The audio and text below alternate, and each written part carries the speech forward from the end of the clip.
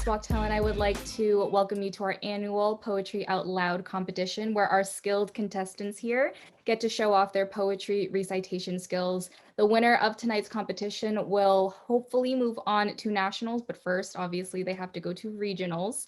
And we want to emphasize how grateful we are for not only the contestants, one, for auditioning, two, for making it to this round, but also for the judges to participating tonight, because we know that this is the strangest and most turbulent year that we could have all ever collectively experienced. And it's wonderful that we can all set aside some time to just enjoy the talents of our students and hear some poetry. Okay, so we hope that next year that you will be back, unless you're graduating, but I do hope you would be able to be back in some capacity, and that you'd be able to experience this event in all its glory live and on stage, because you do deserve to be celebrated in that way. So before we shine the spotlight on our contestants, I just would like to ask the judges to briefly introduce themselves, maybe starting with Miss Tanya, and then we can just go around. Hi, everyone. My name is Tanya Thomasy. I currently work in the West Orange School District as the Technology Integration Specialist for grades 6 to 12. You probably have received emails from me all the time, but I used to be one of the English teachers at the high school for about 13 years. I taught AP Literature. In fact, Miss Roxa and Miss Wachtel were my students.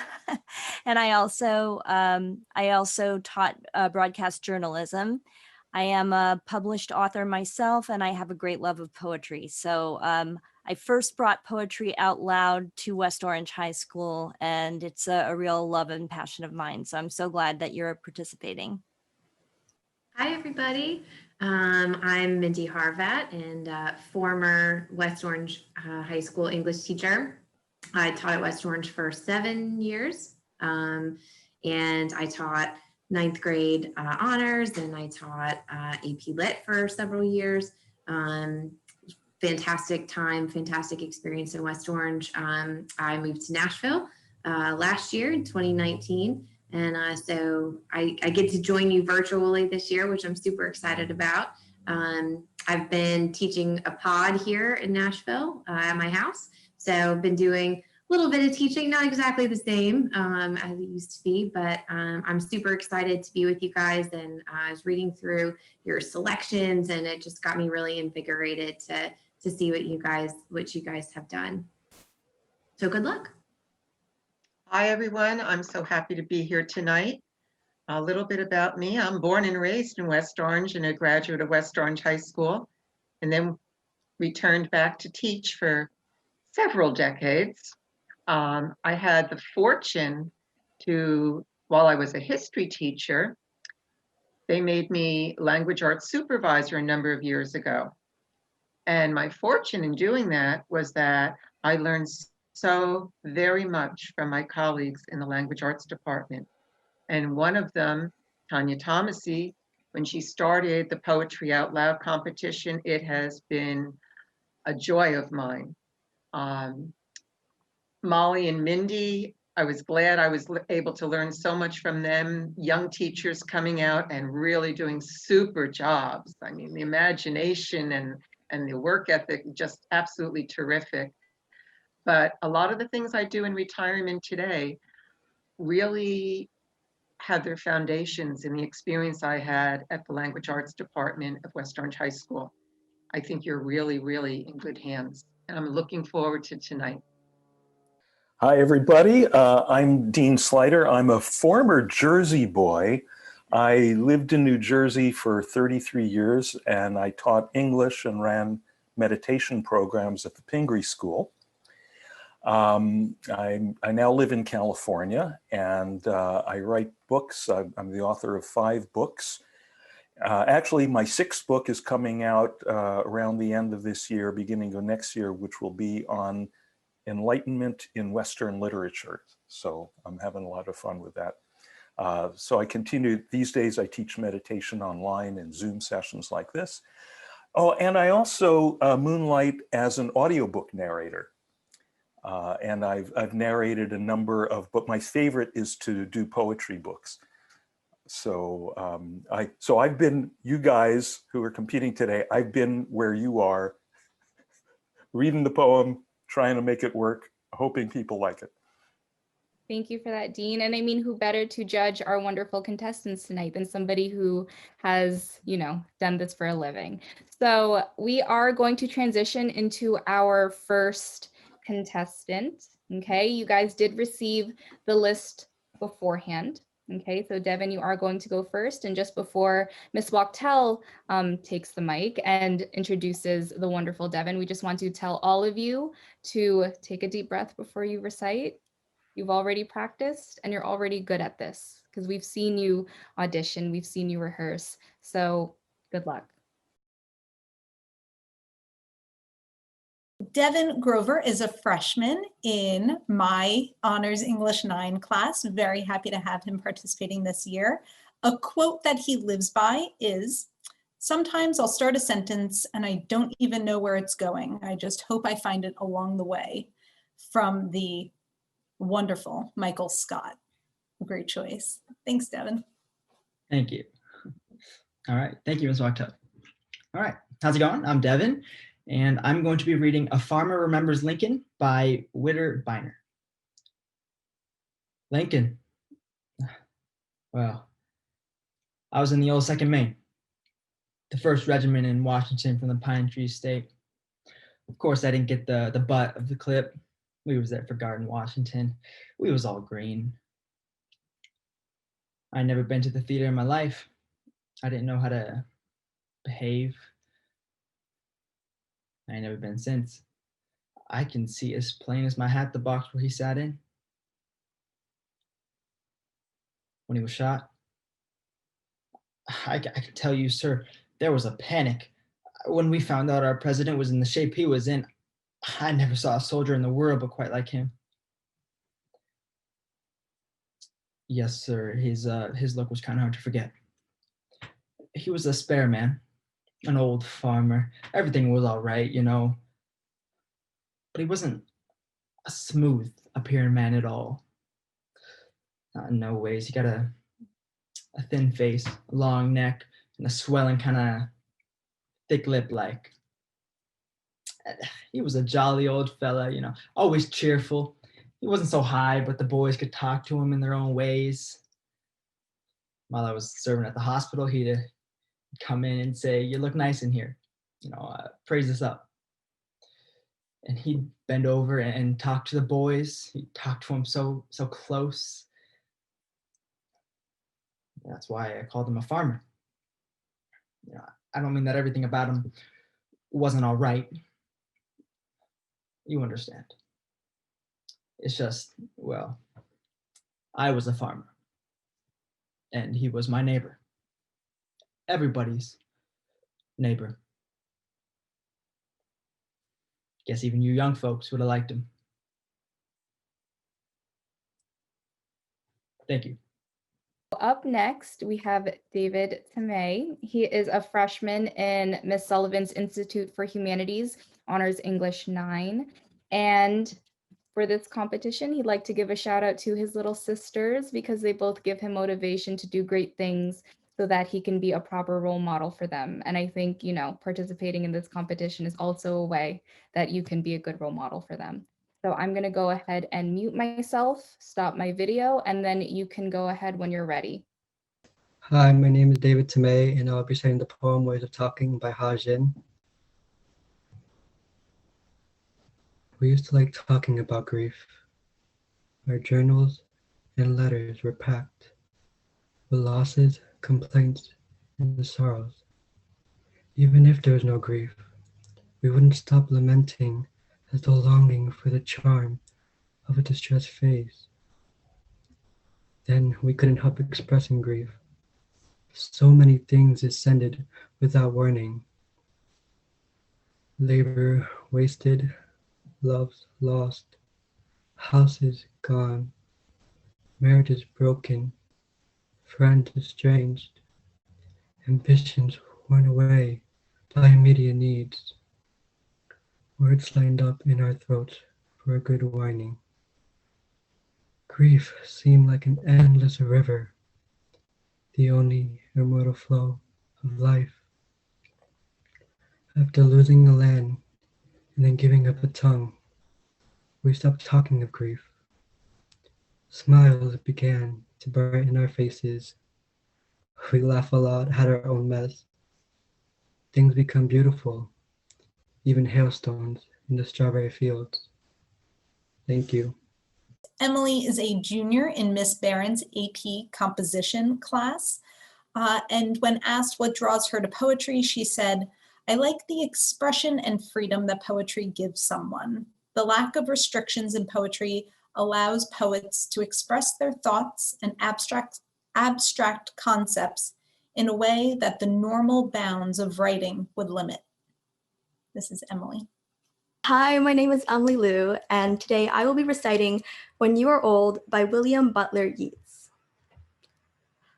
When you are old and gray and full of sleep and nodding by the fire, take down this book and slowly read and dream of the soft look your eyes had once and of their shadows deep.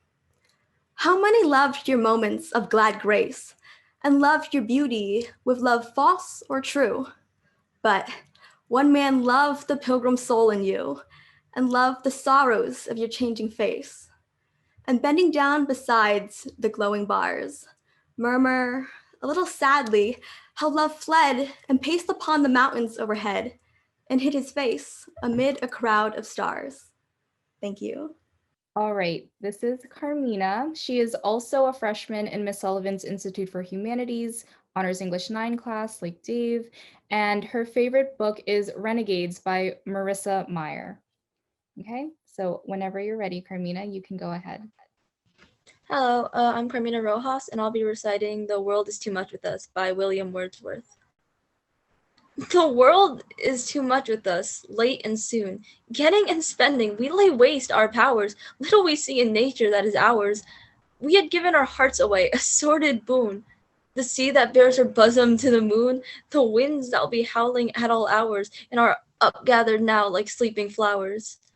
It moves us not, great God, I'd rather be a pagan suckled in a creed-out warren. So might I, standing on this pleasant lea, have glimpses that would make me less forlorn, have sight of Proteus rising from the sea, or hear old Triton blow his wreathed horn. Nuha is a senior in Mr. Favetta's Advanced Placement Literature class. Just a couple extracurriculars. She couldn't fit all of them, but some that she's really fond of. She's a member of class council. She's a member of Family, Career, and Community Leaders of America, as well as the Chinese Honor Society, Escriptus, which is the English Honor Society, and Science Honor Society. Stellar. This is Nuha. Hello, I'm Nuha Kausar, and I will be reciting On an Unsociable Family by Elizabeth Hands. Oh, what a strange parcel of creatures are we, scarce ever to quarrel or even agree. We all are alone, though at home altogether, except to the fire, constrained by the weather. Then one says, "'Tis cold," which we all of us know, and with unanimity answer, "'Tis so."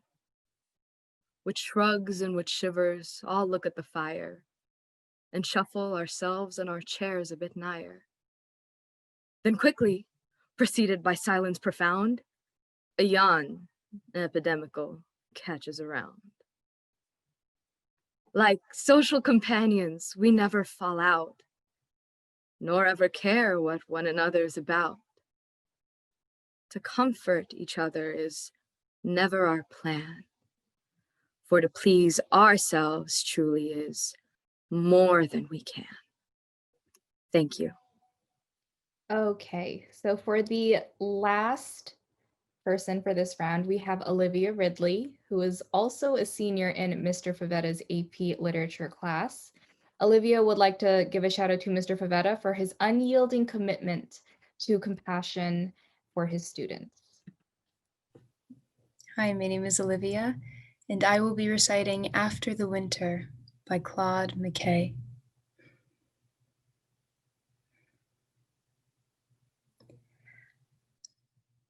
someday, when trees have shed their leaves, and against the morning's white, the shivering birds beneath the eaves have sheltered for the night, we'll turn our faces southward, love, toward the summer isle, where bamboos spire the shafted grove, and wide-mouthed orchids smile. And we will seek the quiet hill where towers the cotton tree, and leaps the laughing crystal rill, and works the droning bee. And we will build a cottage there, beside an open glade, with black-ribbed bluebells blowing near, and ferns that never fade. Thank you. Let me introduce you again to Emily Liu and tell you that a recent quote that she started to live by is show, don't tell. Because people may discredit what you tell them, but it is difficult for them to deny the results that you show them. Hi, for this round, I will be reciting Harold and the Purple Crayon by D. Gilson. Berkeley psychologists told Harold his anger was justified. What parents let their child go for a midnight walk under no moon? I couldn't have been more than 4, Harold told the doctor in her crisp beige office. Doctor, could it ever be okay for a 4-year-old to eat 9 different types of pie? Harold asked her. Call me Lisa, the doctor replied. Everyone knew Harold could draw. By sophomore year, he was critiquing grad students. By 20, Harold knew exactly when to quote Sontag, standing in front of a professor's latest pastel of Mojave succulents. This just makes me think how, in place of a hermeneutics, we need an erotics of art.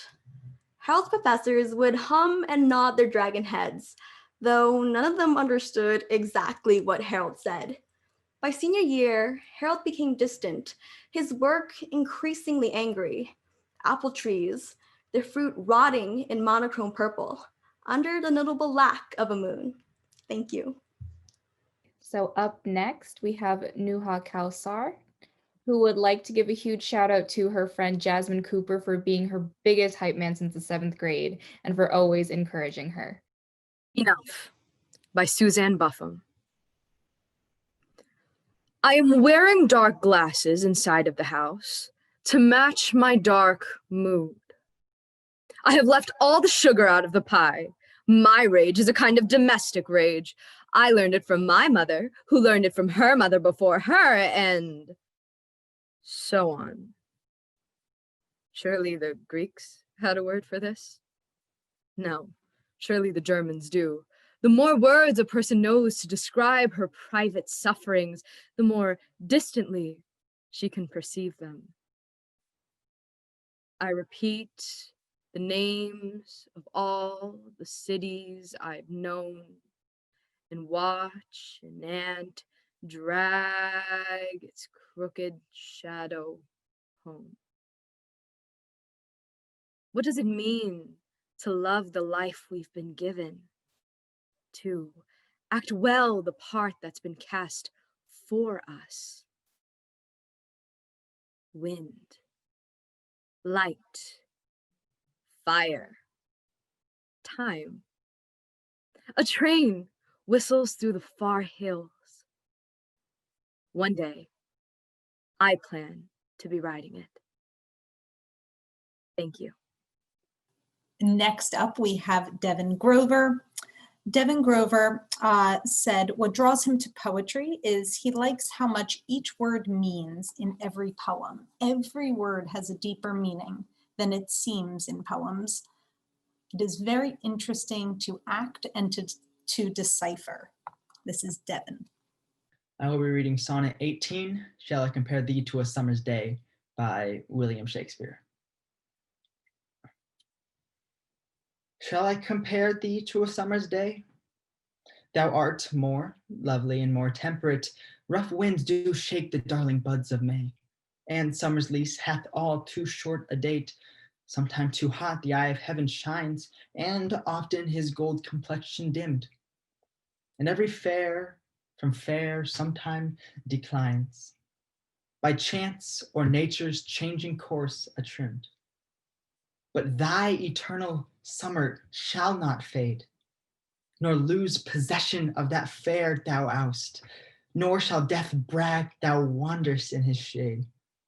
When in eternal lines to time thou growest, so long as men can breathe or eyes can see, so long lives this, and this gives life to thee.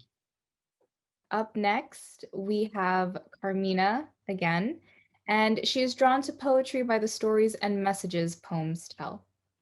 I'll be reading Helen by H.D. All Greece hates the still eyes in the white face, the luster as of olives where she stands in the white hands.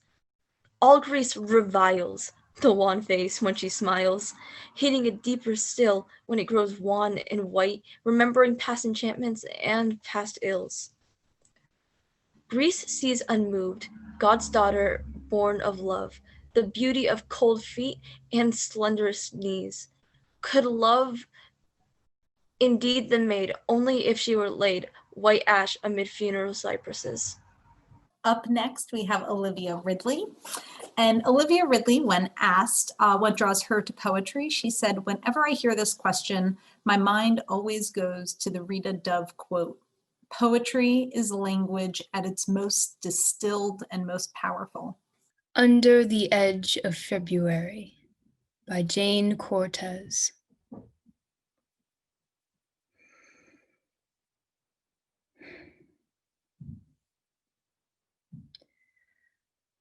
Under the edge of February, by hawk of a throat, hidden by ravines of sweet oil, by temples of switchblades, beautiful in its sound of fertility, beautiful in its turban of funeral crepe, beautiful in its camouflage of grief, in its solitude of bruises, in its arson of alert.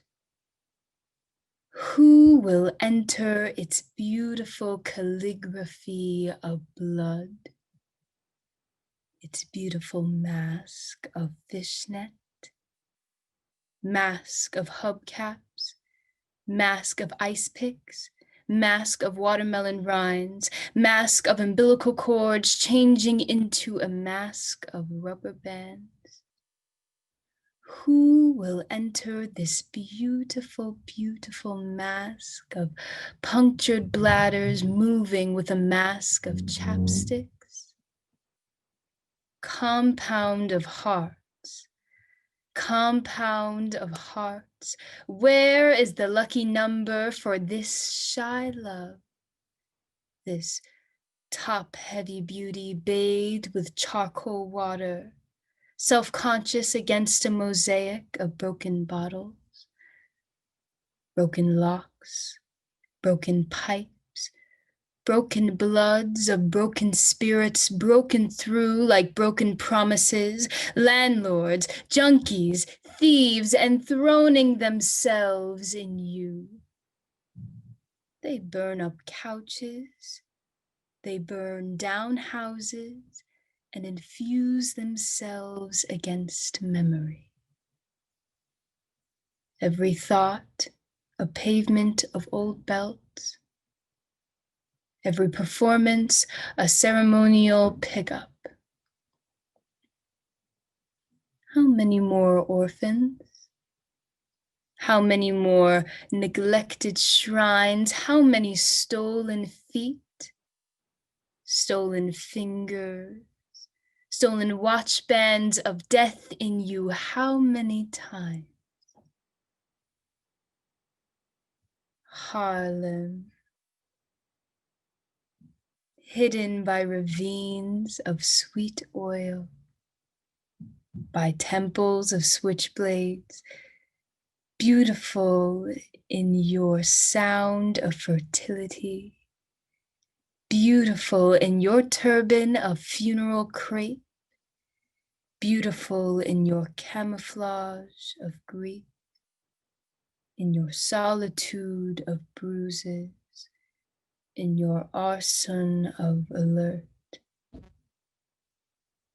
Beautiful. Ending round 2, we have David Thomasy, who is a member of the Photo Club, Student Council, ASL Club, Italian Club, and the Future Educators of America Club. I will be reciting the poem Broken Promises by David Kirby.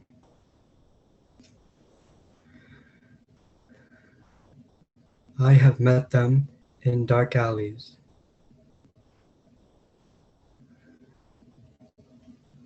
limping and one-armed.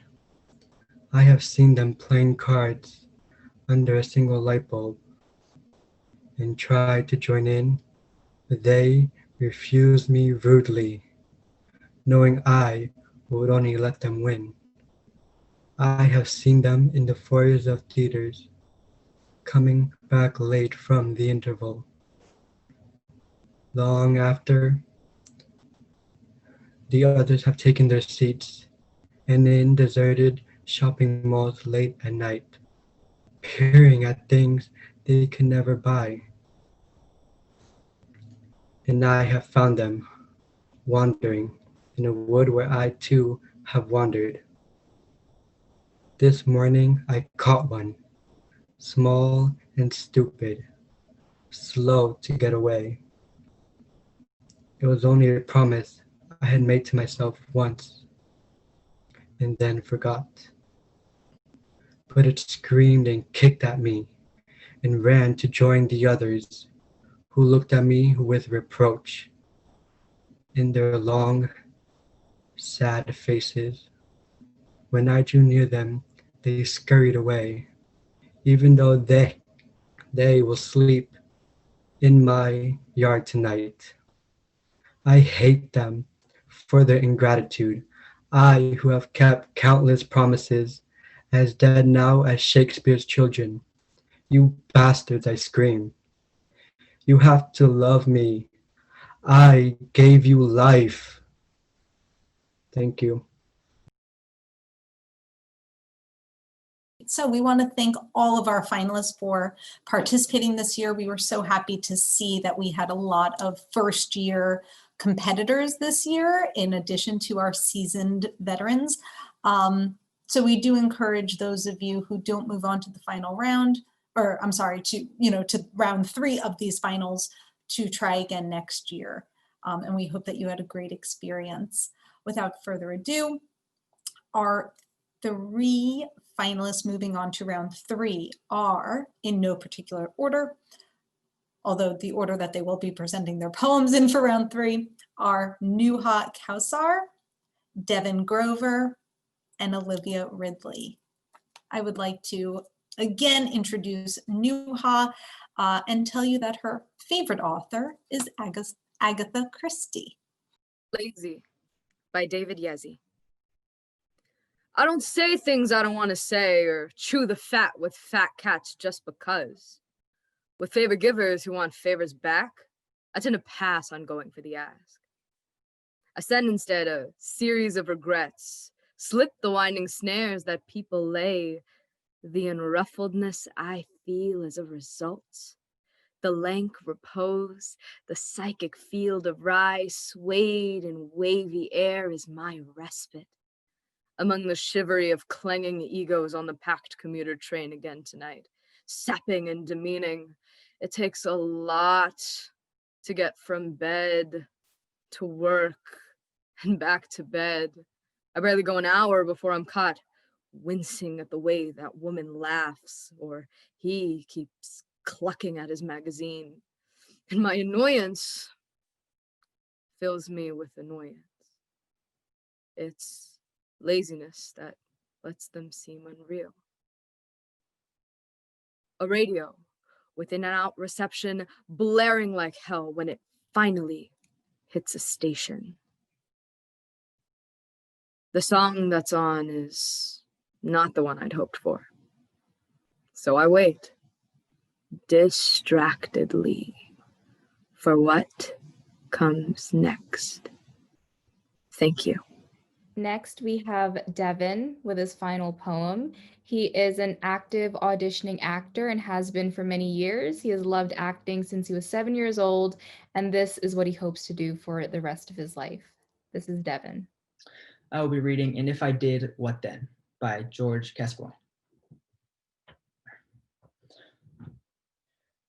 And if I did, what then? Are you aggrieved, therefore? The sea hath fish for every man. And what would you have more?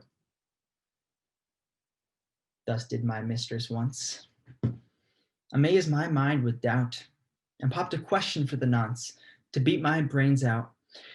Whereto I thus replied, each fisherman can wish that all the seas at every tide were his alone to fish. And so did I. But since it may not be, let such fish there as find the gain and leave the loss for me. And with such luck and loss, I will content myself till tides of turning time may toss such fishers on the shelf. And when they stick on sands that every man may see, then will I laugh and clap my hands as they do now at me. Our final performance of the night, we have Olivia Ridley. Olivia, when asked a quote that she lives by, said, "Art should comfort the disturbed and disturb the comfortable." And that's a quote from Caesar A. Cruz. The Glories of Our Blood and State by James Shirley.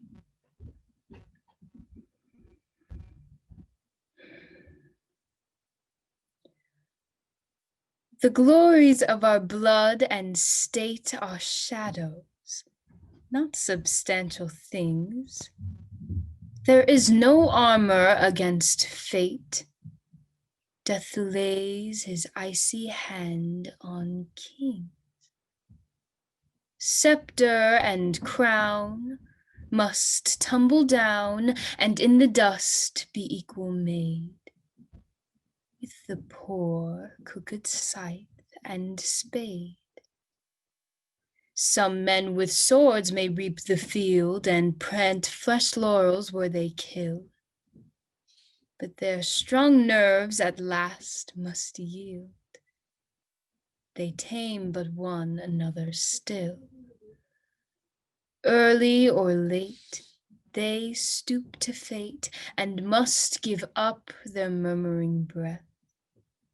When they, pale captives, creep to death. The garlands wither on your brow, then boast no more your mighty deeds. Upon death's purple altar now, see where the victor victim bleeds. Your heads must come to the cold tomb.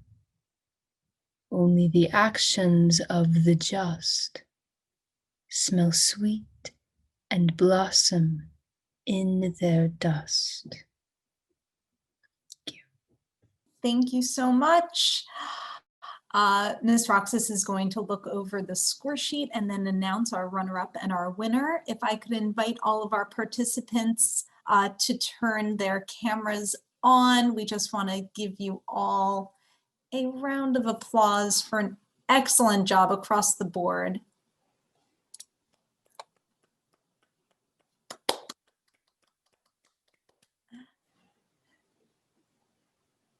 Thank you all for a wonderful event. I believe Ms. Roxas has our results. I do, and before I announce the winner and the runner-up, I do just want to say everybody did incredible, obviously considering the circumstances. On top of virtual school and all of the other activities you guys did, you took the time out to memorize your poems and put on a wonderful recitation competition for us. So I thank you all for that. First, we have our second place. And I'm happy to announce that our second place is Nuha Kalsar. So congratulations, Nuha, you did wonderful as always. And our winner, who is going to regionals, is Olivia Ridley. So congratulations, Olivia. We're all so proud of you, and everybody did a wonderful job. We hope that for those of you who didn't make it to regionals, and if you're not graduating, you'd participate again in the following years. You only get better as the years go on. Like, I promise you that every year, everyone gets better. Thank you so much to Tanya, Karen, Mindy, and Dean for being our judges this evening. Every year, you all blow me away. Excellent, excellent job. We're looking forward to seeing Olivia represent West Orange High School at the regional competition. Thank you all. Have a Well wonderful done, everybody. Awesome. Thank you. Love the selections. Fantastic. Well done. Absolutely. Thank you, everyone, for a wonderful evening. Thank you.